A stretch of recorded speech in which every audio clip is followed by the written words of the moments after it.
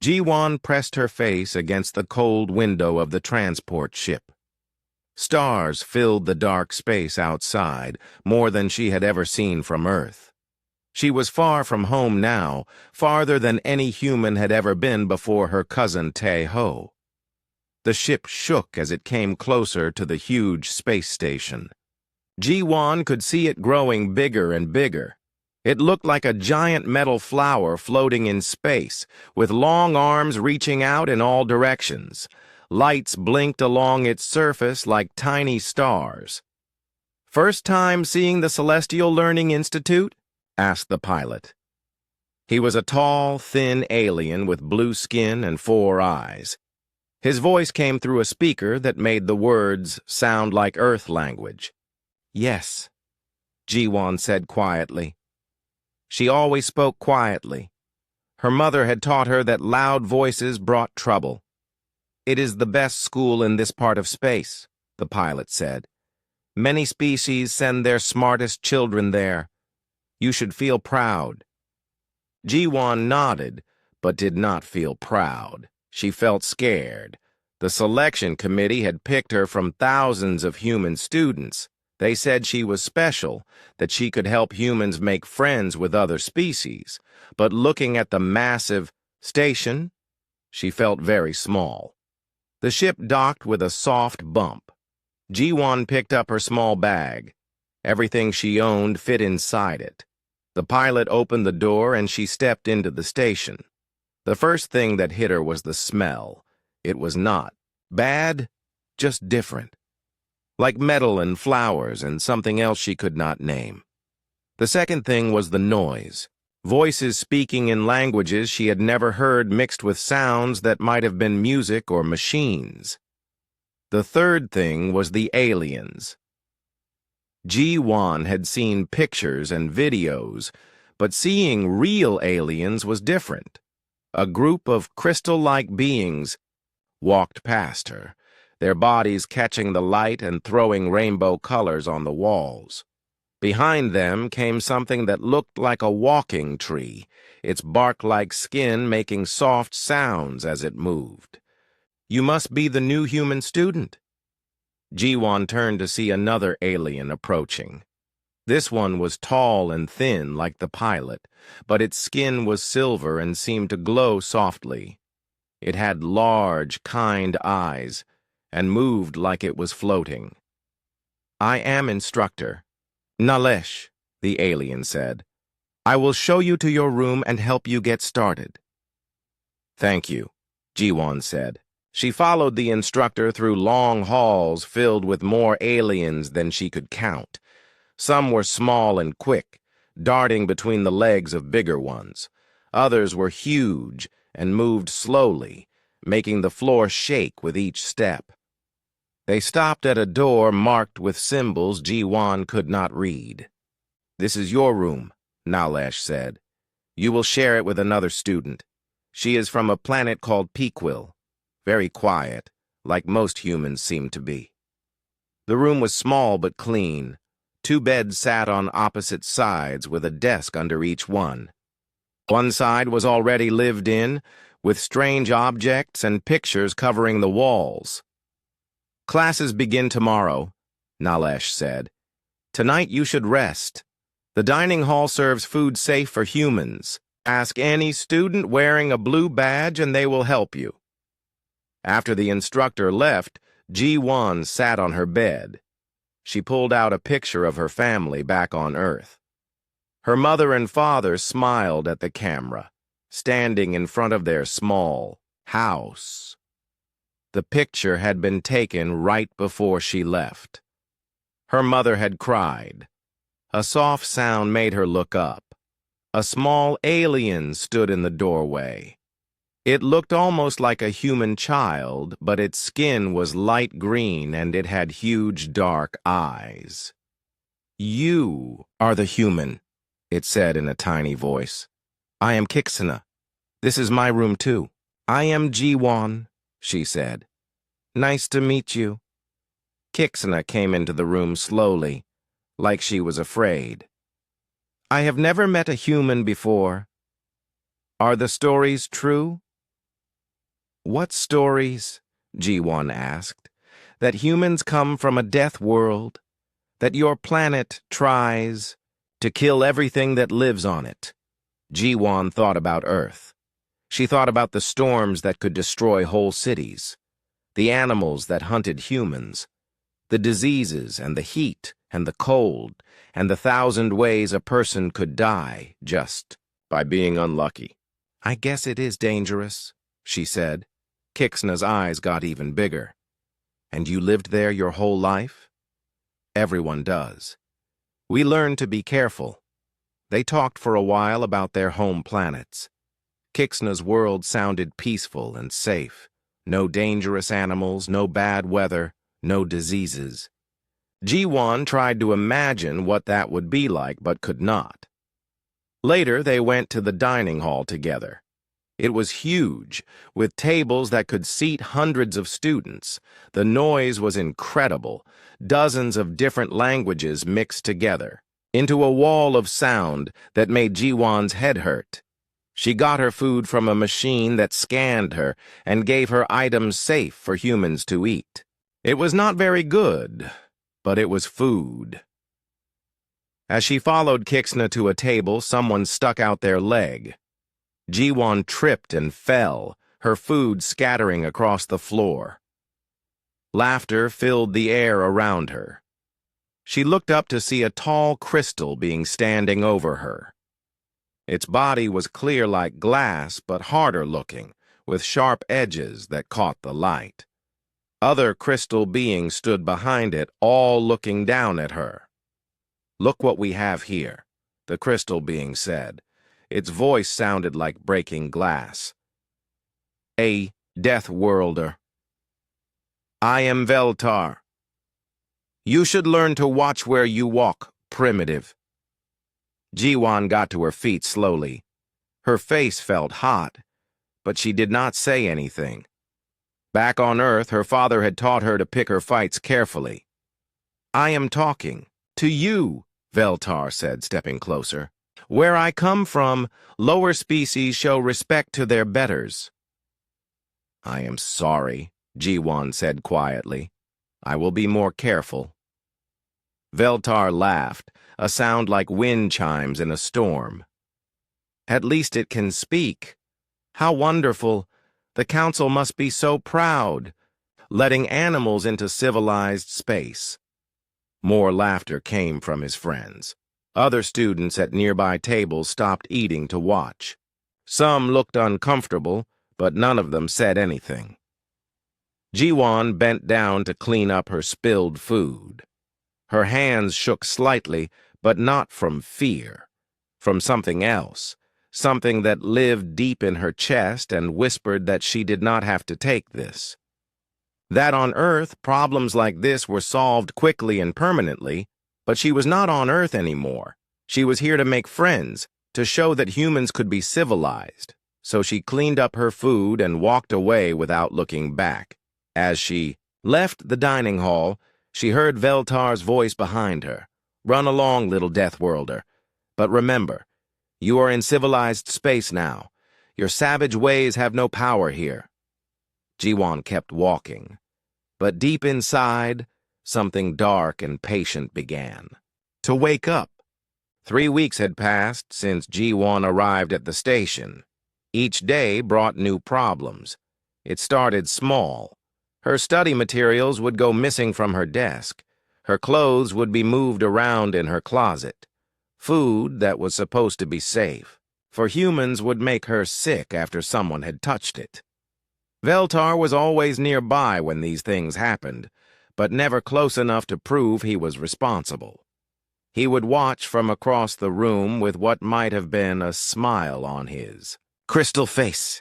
"You need to report this," Kixna said one morning. They were in their shared room, and G1 was looking through her bag for the 3rd time. Her history assignment was gone again. "Report what?" G1 asked. "That my things keep disappearing? That I keep getting sick? There is no proof." "Everyone knows it is Veltar and his friends," Kixna said. Her small green hands twisted together with worry. Other students see what they do. But no one will say anything, Ji-won said. She had learned this quickly. The other students were afraid of Veltar. His species, the Zephyrians, were powerful in this part of space. Their crystal ships were fast, and their weapons were feared. Ji-won found her assignment under another student's, Things. It had been torn in half. She would have to start over. In the hallway outside their room, she met her cousin Tai-ho. He was 18 and had been at the station for 6 months already. He was bigger than Ji-won and smiled more, but even he looked tired these days. "How are you doing?"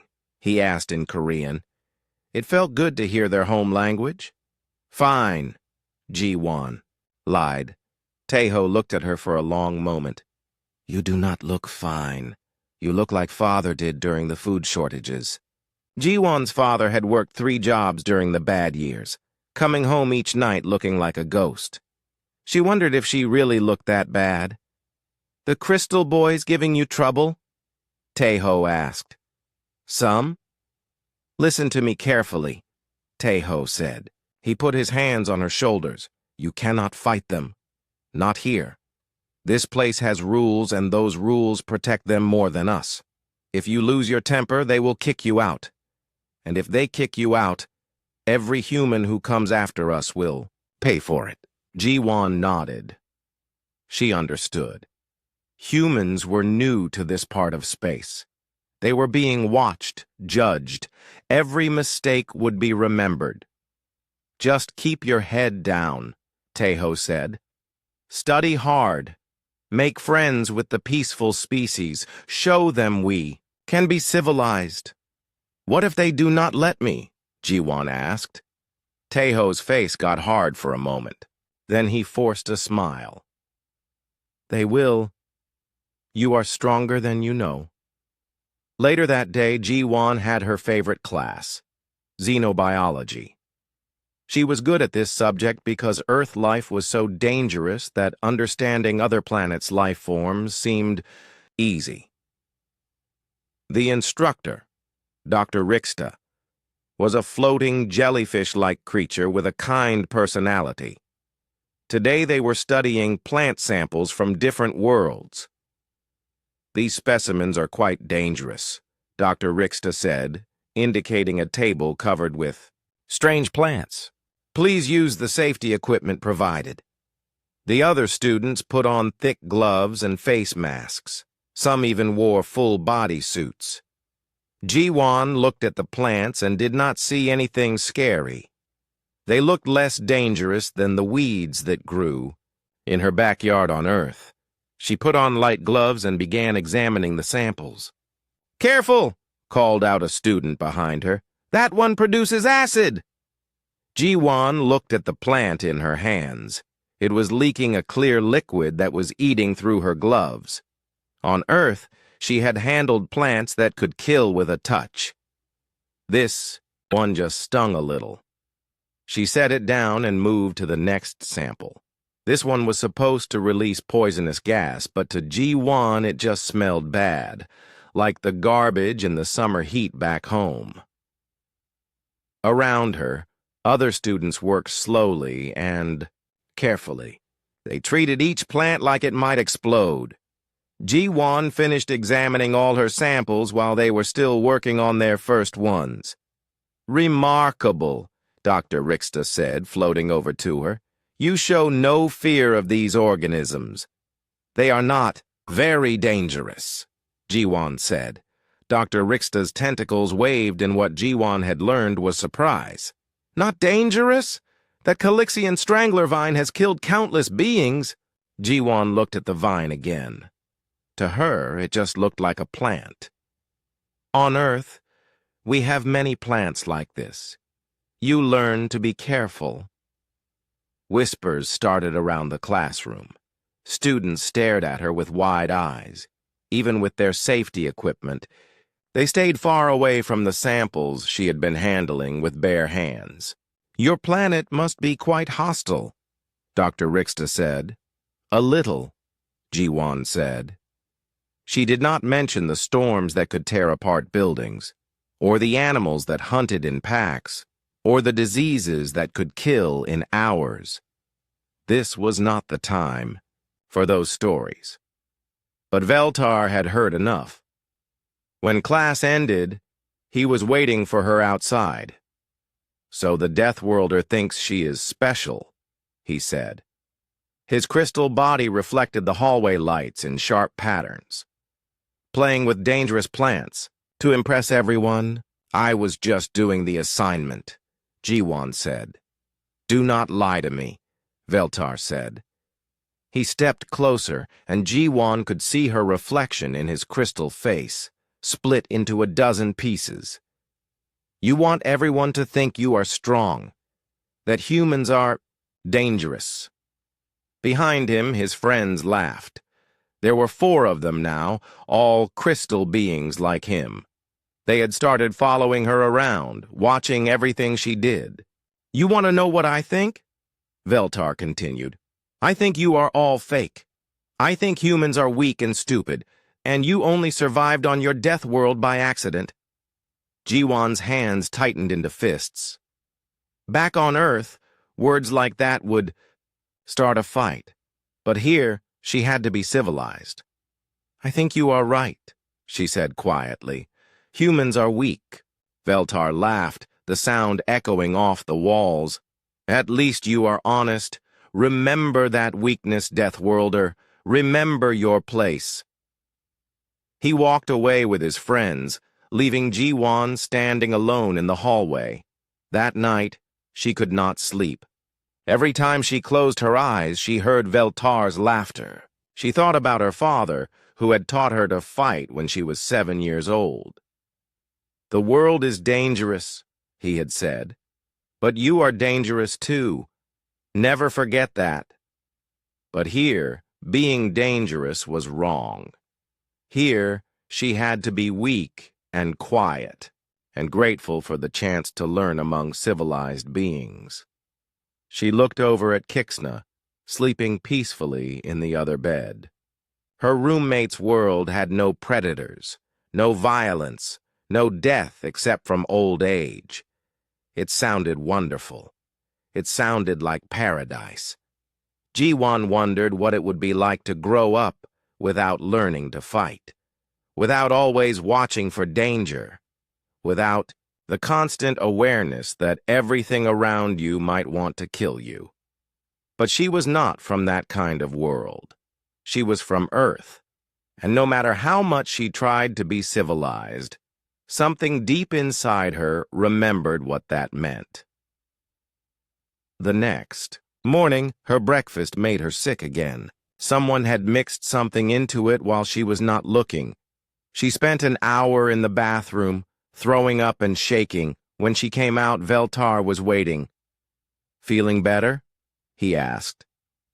"You look a little green, almost like a real alien." Jiwan said nothing. She walked past him toward her first class. "This is just the beginning," Veltar called after her. "I have so many more lessons to teach you about civilization." Jiwan kept walking, but in her chest, something dark and patient grew. A little stronger. The human freighter captain looked nothing like Jiwan expected. Captain Lee Dongjun was short and stocky, with scars on his hands and a tired smile. He had come to the station to give a lecture about human space travel. Jiwan sat in the back of the lecture hall, trying to stay invisible. These days, she always tried to stay invisible. It was easier than dealing with Veltar and his friends. "Space is dangerous," Captain Lee was saying, "but humans are good at dealing with dangerous things. We have had practice." A student raised their hand. It was a tall, bird-like creature with blue feathers. "Is it true that your planet tries to kill everything on it?" Captain Lee laughed. "Earth is not trying to kill us. Earth just does not care if we live or die. There is a difference." "How do you survive?" asked another student. "We adapt. We learn. We fight when we have to, Captain." Lee's eyes found Ji-won in the back row. And we never give up. After the lecture, Captain Lee asked to speak with Ji-won privately. They met in a small meeting room away from other students. "You look terrible," he said in Korean. Ji-won was surprised by his directness. "I am fine." "No, you are not. You look like someone who has forgotten who they are." He sat down across from her. "What is happening here?" Ji-won told him everything, about Veltar and his friends, about the missing assignments and the poisoned food, about how she had to stay quiet and be civilized. Captain Lee listened without interrupting. When she finished, he was quiet for a long time. "Do you know why I became a space captain?" he finally asked. "No, because on my ship, when someone threatens my crew, I can deal with them. Out here in space, Earth rules still apply." He leaned forward. "But you are not on a ship. You are in their world, playing by their rules. Taeho says I have to. That all humans will suffer if I cause trouble. Taeho is smart. He is also wrong about some things." Captain Lee's voice got serious. "We are not violent because we want to be. We are violent because our world made us survivors. When you try to be something you are not, when you ignore what you are, bad things happen." "What kind of bad things?" "The kind where you hurt someone much worse than if you had just stood up for yourself from the beginning." Ji-won did not understand what he meant, but something in his voice made her shiver. That evening, things got worse. Ji-won was working on a project in the lab when Grax arrived. He was a Bruthan, one of the biggest species at the station. He had 4 arms and looked like he could tear metal with his bare hands. Lately, he had been following Veltar around like a pet. "Human," Grax said. His voice sounded like rocks grinding together. "You are in my spot!" Ji-won looked around. The lab had dozens of workstations, and most were empty. "I can move if you need this one." "I need that one," Grax said, pointing to a different station. Ji-won moved to the station he had pointed at. "No," Grax said. "I need that one too." This went on for 10 minutes. Every time Ji-won moved, Grax decided he needed that station instead. Finally, she was backed into a corner with her project scattered across 3 different tables. "You know?" "What?" Grax said. "I do not need any of these stations. I was just having fun." He picked up the device Ji-won had been working on for weeks. It was supposed to be her final project for engineering class. Without it, she would fail. "Oops," Grax said. He dropped the device. It hit the floor and broke into pieces. Ji-won stared. At the broken pieces. Weeks of work. Gone. She would have to start over, and there was not enough time before the deadline. "You should be more careful with your things," Grax said. He was smiling now, showing teeth like broken stones. Ji-won knelt down and started picking up the pieces. Her hands were shaking, but not from sadness, from something else, something hot and sharp that wanted to hurt Grax the way he had hurt her. She picked up a metal stylus that had fallen from her table. It was heavy and had a sharp point. For just a moment, she imagined driving it into Grax's throat. She knew exactly where to hit to make it quick and quiet. The thought scared her. She put the stylus down and finished cleaning up the pieces without, looking at Grax. "Smart girl," Grax said as he left. "You are learning your place." After he was gone, Ji-won sat alone in the empty lab. She put her head in her hands and tried not to cry. Not because her project was broken, but because for a moment she had wanted to kill someone. The next day brought the worst news yet. Taeho was in the medical bay. Someone had beaten him badly. His face was swollen and purple, and the doctors said he had a concussion. "What happened?" Ji-won asked. Taeho's words came out slow and slurred. "Told them to leave you alone. They did not like that." "Who did this?" "Does not matter. I knew it might happen." He tried to smile but winced instead. "Worth it if they leave you alone now." But Ji-won knew they would not leave her alone. This was just the beginning. She sat by Taeho's bed and watched him sleep. The medical machines around him beeped and hummed. Outside the window, she could see other students walking around, going to classes, living normal lives. A nurse came in to check on Taeho. She was a kind alien who looked like a walking flower. "Your cousin is very brave," the nurse said. "Not many students would stand up to Bruthan fighters. Will he be okay?" "His body will heal, but head injuries are tricky. He may have problems, for a while." After the nurse left, Ji-won held Taeho's hand. It was cold and still. Back on Earth, family was everything. You protected your family no matter what. It was the most basic rule. But here, she was supposed to be civilized. She was supposed to solve problems with words and rules and committees. She was supposed to trust that the system would protect her. The system had not protected Taeho. She thought about Captain Lee's words, about suppressing her nature, about what happened when you ignored what you were. A medical scanner near Taeho's bed was beeping faster. It showed heart rate and stress levels and other things Ji-won did not understand. But one reading caught her attention. Her own stress levels, picked up by the scanner's sensors. They were in the red zone. Dangerous levels.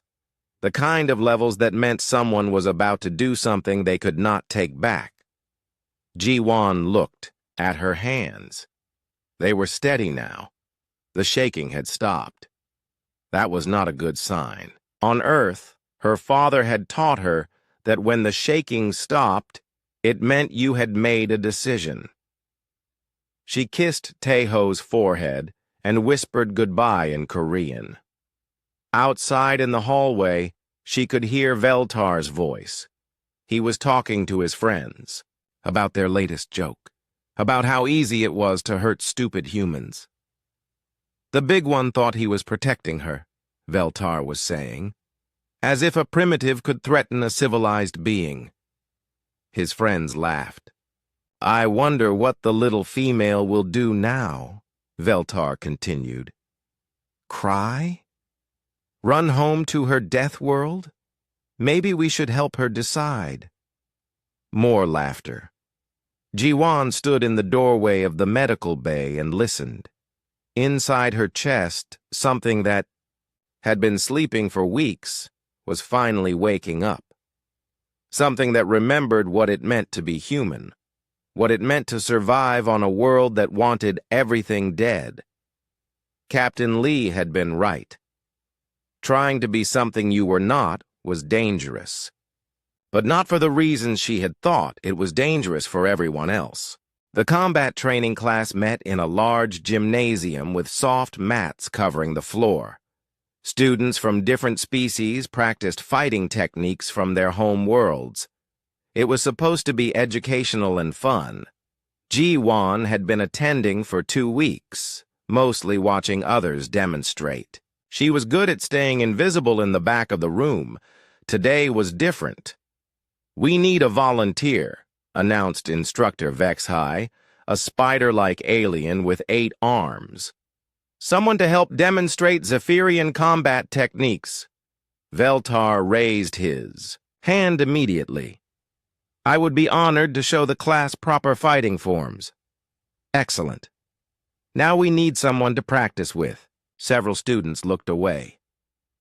Nobody wanted to fight a Zephyrian. Their crystal bodies were hard like armor, and they were naturally faster than most species. "How about our human student?"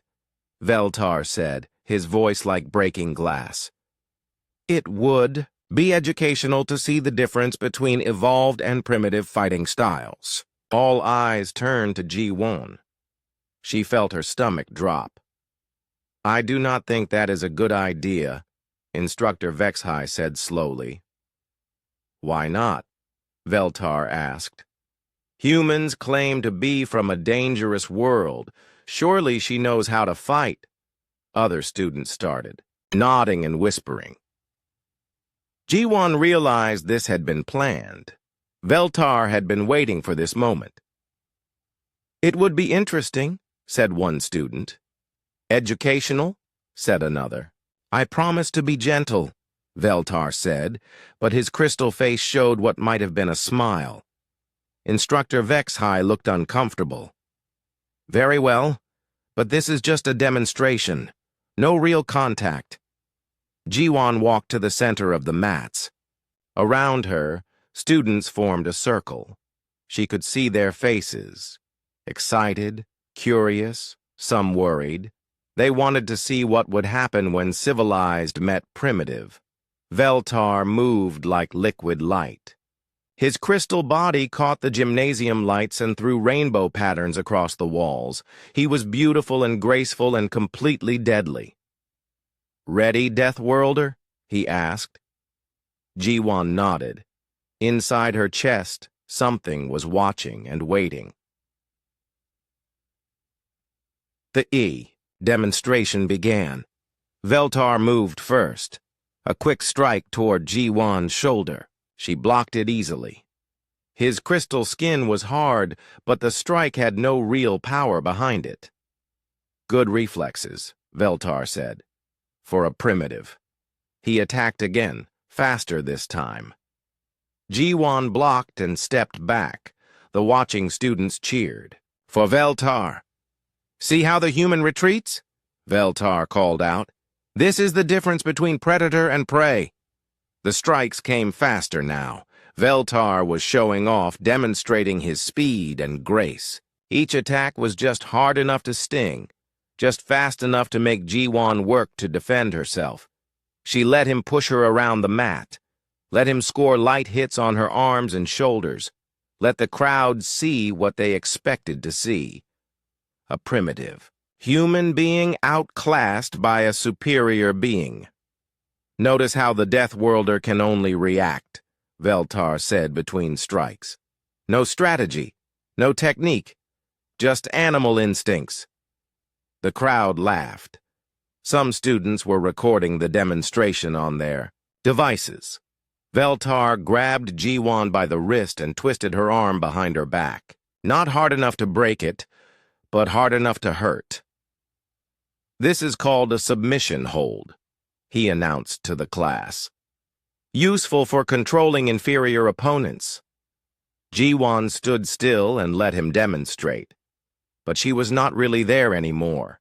Part of her mind had gone somewhere else, somewhere quiet and cold where she could think clearly.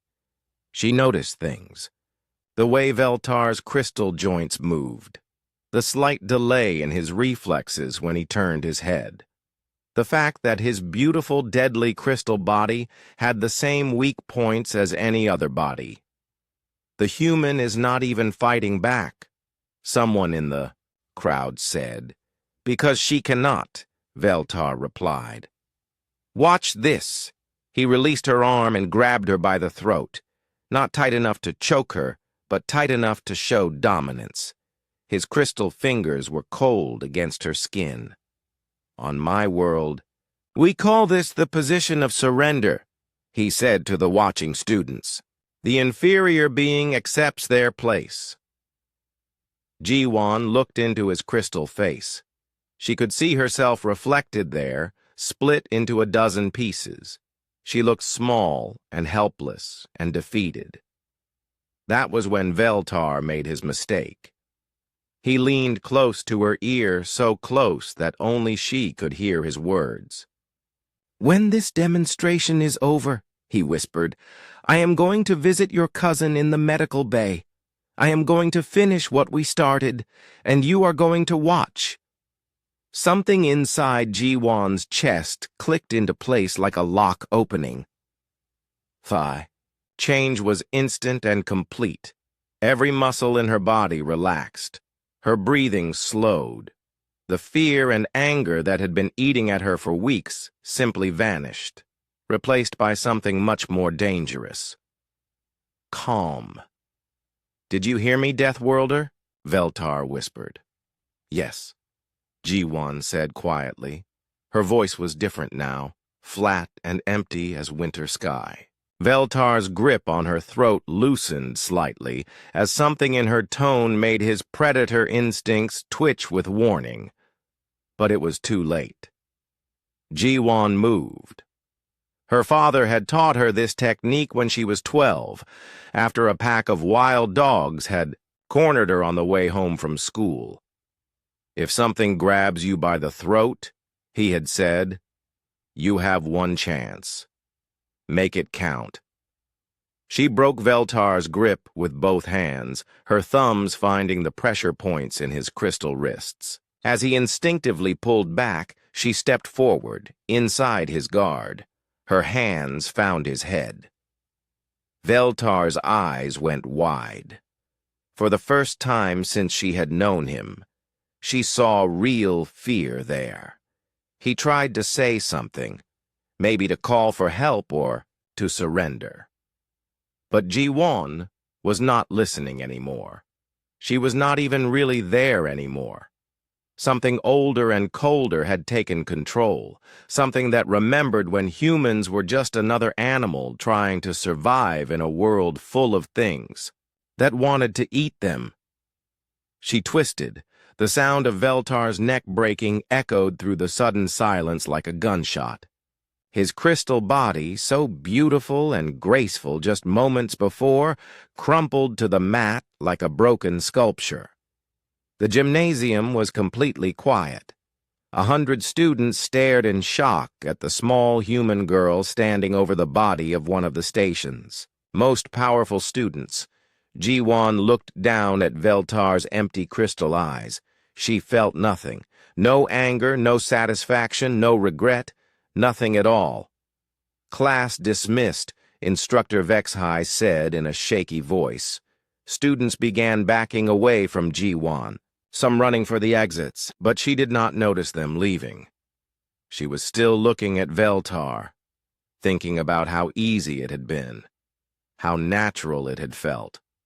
On Earth, when something threatened your family, you removed the threat. It was simple, clean, final. She had forgotten that for a while. Forgotten what she was, what humans were. But she remembered now. Security alarms began wailing throughout the station. Heavy footsteps echoed in the hallways as armed guards ran toward the gymnasium. Ji-won sat down on the mat next to Veltar's body and waited for them to arrive. She was not going anywhere. There was nowhere to go. But that was okay. The threat to her family was gone. Tae-ho was safe. That was all that mattered. Everything else was just details. The holding cell was small and white. Ji-won sat on the single bench and stared at the wall. She had been there for 6 hours, and nobody had spoken to her except to bring food and water. She was not hungry. Outside, she could hear voices arguing in languages she did not recognize. Sometimes the voices got loud, sometimes they whispered. She caught a few words in the common tongue. Dangerous. Savage. Deathworlder. The door opened and 3 aliens entered. The first was Admiral Krenta, the station's security chief. He looked like a giant turtle standing on 2 legs. Behind him came 2 others Ji-won did not recognize. "I am Dr. Thaxi Lu," said one of them, a floating jellyfish creature like her biology instructor. "I study the psychology of dangerous species." The third alien looked almost human, but his skin was blue and he had too many fingers. "I am Ambassador Chen Wei-ming," he said in perfect Korean. I represent human interests in this sector. They sat down across from G1. Admiral Krenta activated a recording device. Do you understand why you are here? The Admiral asked. Yes, G1 said quietly. Do you understand what you did? Yes. Do you regret it? G1 thought about this question carefully. Did she regret that Veltar was dead? Did she regret that Teho was safe? Did she regret that the weeks of torture and humiliation were over? No, she said. Admiral Krenta's turtle face showed what might have been surprise. You killed another. Student without warning. You do not regret this? He threatened my family. With words. He threatened you with words. G1 looked at the Admiral directly. On Earth, when something threatens your family, you stop the threat. That is how we survive. Dr. Thaxilu floated closer. Tell me about your homeworld, he said gently. What do you want to know? What was the most dangerous thing you faced? As a child? G1 thought about this. Storms, maybe, or the wild animals, or the diseases, or other humans when food was scarce.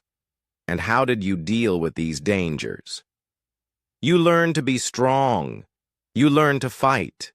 You learn to kill when you have to. She paused. Or you die. Dr. Thaxilu and the ambassador exchanged glances. How long had Veltar been tormenting you? Dr. Thaxilu asked. 6 weeks. And you endured this without fighting back? I was trying to be civilized. What changed?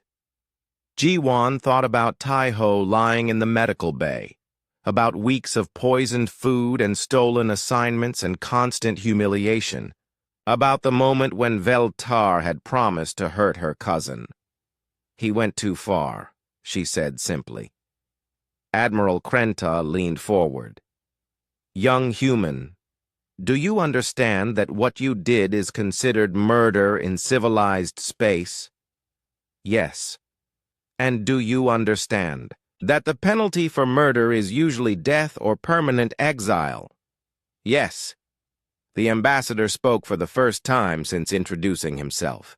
Admiral, may I speak with my citizen privately?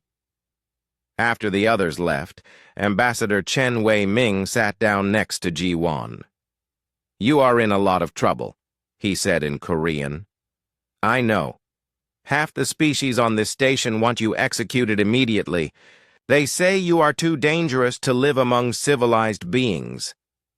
Ji-Wan nodded. This was what she had expected.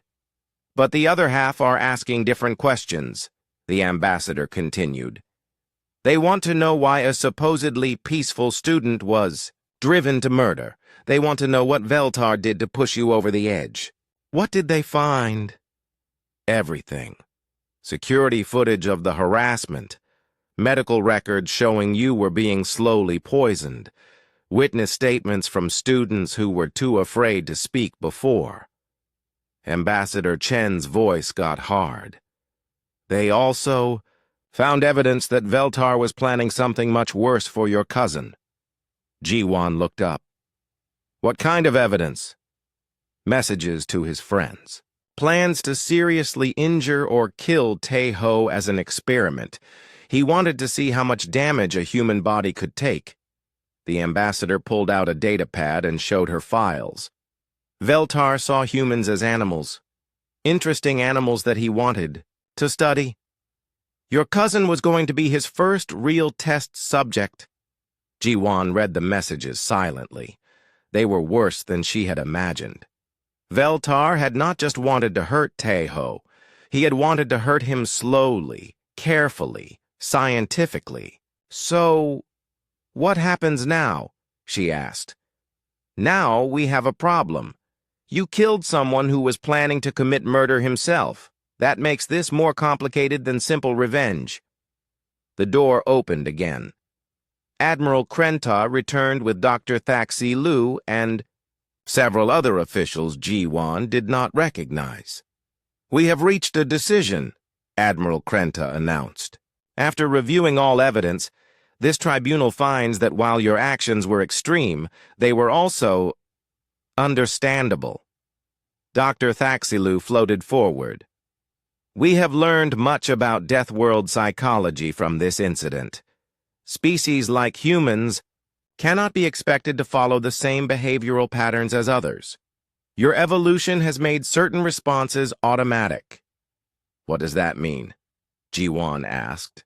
"It means you will not be executed," Admiral Krenta said, "but there will be conditions." They explained the new rules. G1 would continue her studies, but under careful supervision.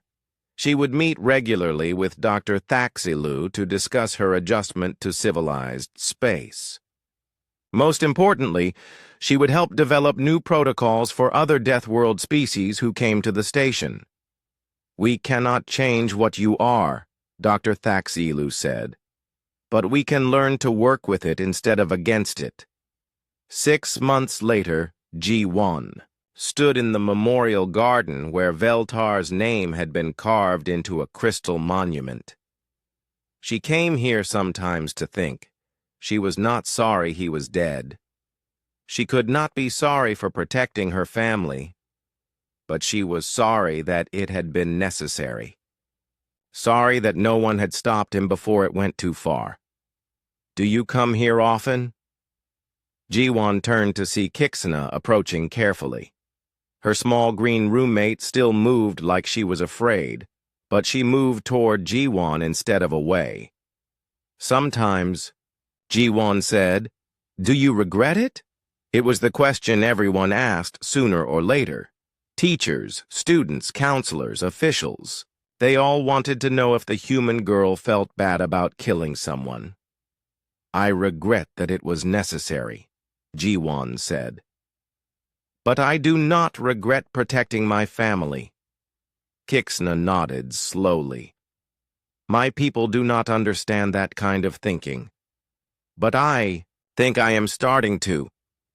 They stood together in silence for a while, looking at the memorial. "Are you really as dangerous as they say?" Kixana asked quietly.